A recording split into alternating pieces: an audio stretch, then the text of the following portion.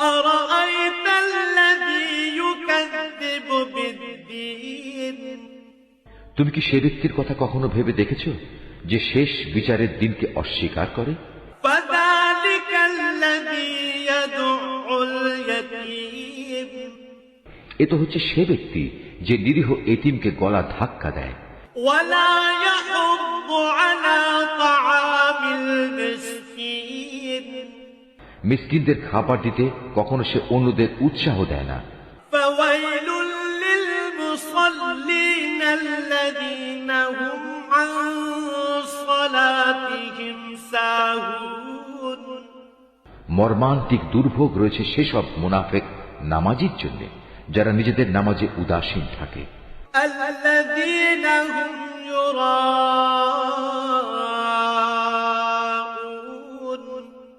তারা যাবতীয় কাজকর্ম শুধু প্রদর্শনীর জন্যই করে।